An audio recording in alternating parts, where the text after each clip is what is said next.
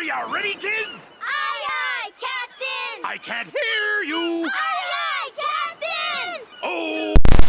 Everyone knows the happy sponge, who lives in a pineapple under the sea. But few know the dark truth that may hide under his world. What if Bikini Bottom isn't just a silly cartoon town, but a place born from disaster? A town built on the ruins of nuclear fire. Tonight, we dive into the story of how SpongeBob's world may not be as innocent as it seems. The theory says that Bikini Bottom is set right under Bikini Atoll, a real place in the Pacific Ocean.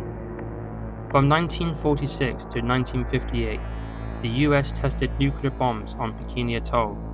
The explosions turned a paradise into a wasteland. Entire coral reefs were destroyed. Families were forced from their homes. Radiation poisoned the land and sea. And then, years later, a cartoon came along. A sponge, a starfish, a crab, all living together in Bikini Bottom. Was this just a funny name, or was it a reminder of the horror that happened there? SpongeBob was created by Steven Hillenburg. Before making cartoons, he was a marine biologist. He studied the ocean, its creatures, and its history. So when he chose to name Bikini Bottom, it likely wasn't by chance. For years, people debated the theory. Tom Kenny, the voice of SpongeBob, once said the idea was just a joke. But then in 2024, one of the writers, Mr. Lawrence, said the theory is true. He admitted Bikini Bottom really was meant to sit under Bikini Atoll. That changes everything. It means SpongeBob's happy little world is built on the remains of real destruction. When you look at the show through this lens, strange things stand out. The jellyfish. I see I have some takers. How does it feel? Ah, it tickles my... Glowing and buzzing. Are they fun sea creatures or animals changed by radiation? Goo Lagoon. Goo Lagoon, thick, dark, and sticky. Does it represent poisoned water? Even the characters can feel signs of mutation. Squidward, always tired and bitter. Plankton, crazed and obsessed. SpongeBob, an odd sponge with too much energy. Could these quirks be the result of a damaged world? Even SpongeBob's pineapple house seems strange. Why would a pineapple sit at the bottom of the sea? Unless it isn't a pineapple at all, but coral or plant life twisted by fallout.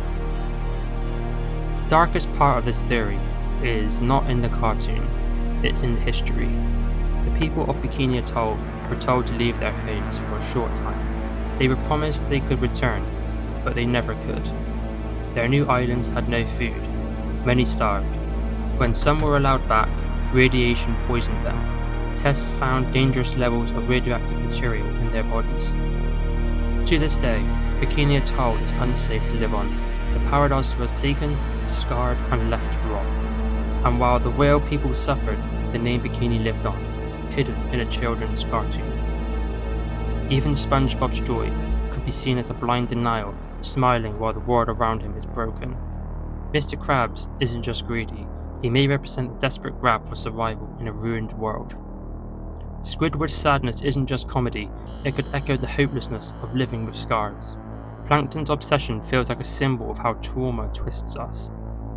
The show becomes more than fun, it becomes unsettling.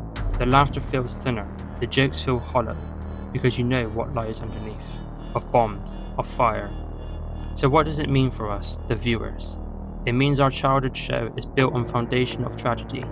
It means every time we hear SpongeBob's laugh, we might also hear echo of the past, of bombs, of fire, of people who lost their homes. It doesn't erase the fun of the show, but it adds a shadow to it, one we cannot ignore once we see it. The Bikini Bottom theory is more than a fan idea.